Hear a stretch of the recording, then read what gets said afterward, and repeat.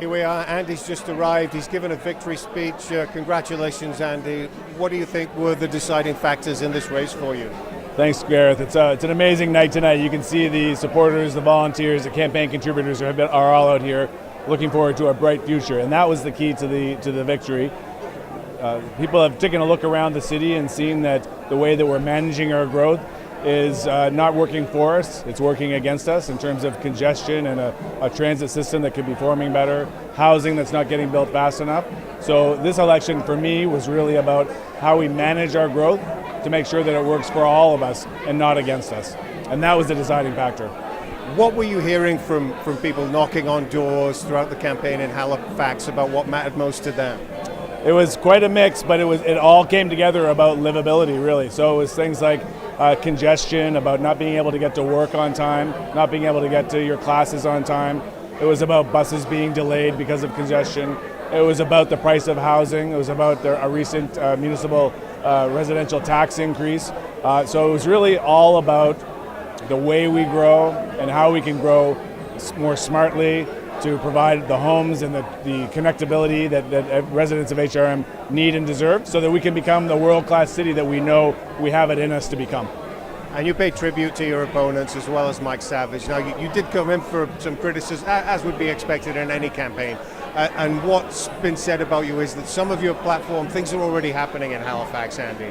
And also you're one person in a council that would have a lot of votes. How can you now deliver on a lot of these promises you've made? Yeah, well, I think people had a look around and they decided if they liked what they were seeing, they had a vote in one direction, and if they aspired to something better, then they could vote in another direction. And of course, that's what happened here tonight.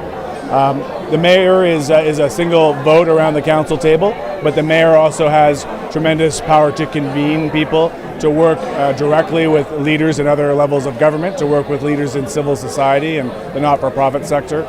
The mayor has a certain moral suasion, and the mayor who has the right professional credentials, and in this case I'm talking about city planning, can come to debates around the city council table with some degree of knowledge about the subject matter.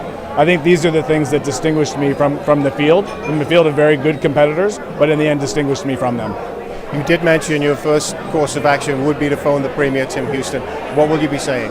I'll be telling him that he's got a partner in the mayor and in the council and in the municipal system to solve the housing crisis. That's job one. We're going to build more houses and we're going to get people into housing solutions that are appropriate for them, and we're going to do it very quickly.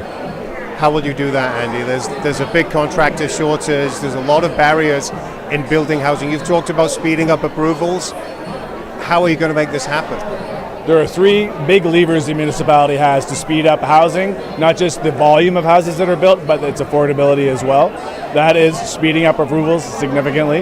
It's putting online for development more low-cost land. That's another lever on the cost of land, on the cost of housing rather.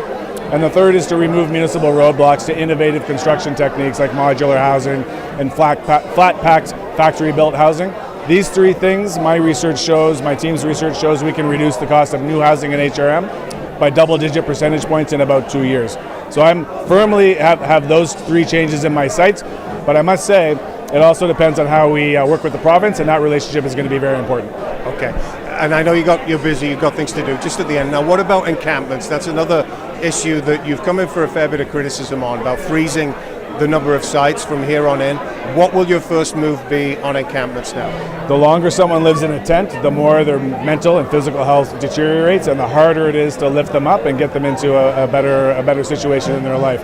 So the province has come online with tremendous alternatives to tents, tiny homes, pallet shelters, enhanced shelters. So that is where the emphasis needs to be, where the energy and resources need to go, and that's going to be good for everybody. Okay, congratulations, Andy. Well done. Okay, thank you very much. Thanks.